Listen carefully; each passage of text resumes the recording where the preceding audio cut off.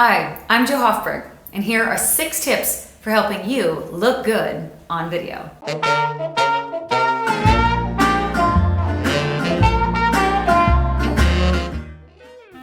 Tip number 1, location.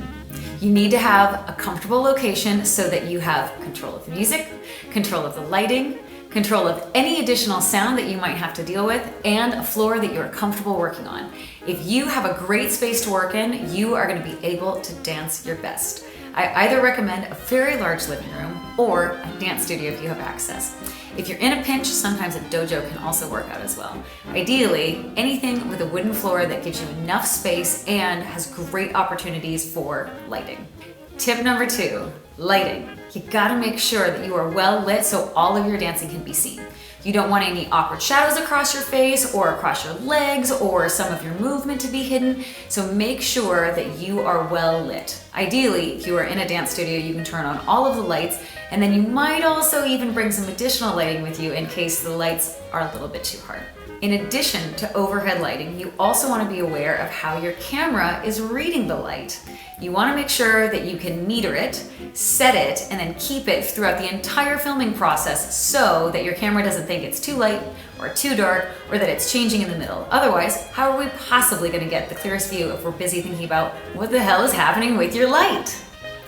This brings me to tip number 3, camera. You need to have a good camera, and ideally you're going to be filming in the highest quality you possibly can unless organizers or anybody else who is requesting the footage has specified otherwise. Film horizontally instead of vertically, and make sure that your music is on a separate device. Tip number 4, music. Not only should your music be on a separate device, but it should also be downloaded onto said device. Whether or not this is your computer or another phone, make sure that you don't have to worry about the internet when it comes to your filming day. There's too much else going on that this is not something that you want to have to think twice about. So, is your music set up ahead of time? Plus, do you have a sound system that is going to play the music loud enough that it reads clearly in the recording? That is a yes or no. So make sure you do a trial run that your lighting is okay and that your music reads clearly while you are dancing around. Tip number 5, costume. What are you wearing so that you can showcase your best work? Whatever it is, make sure that you've also spent time practicing in the outfit so that you're comfortable moving through, that you don't catch anything on buttons or belt loops or any other fun thing that can happen through costuming mishaps, which every pro has had issues with every now and again. You want to make sure that you're dancing your best, so pick something that allows you to shine.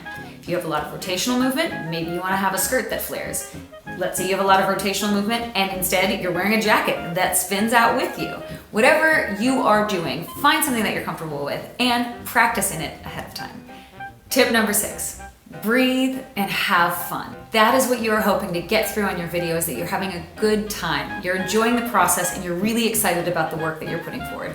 So take the time to breathe before you begin and remember to enjoy the process. If your first day of filming is not a great day, that's okay, come back, but just make sure that you've spent time to center yourself before you get dancing so that you truly can put your best foot forward. Good luck to all of the performers and competitors out there. I really look forward to seeing all of your great work. Check out some other great tips from me, Jo Hoffberg, on iLindy.com.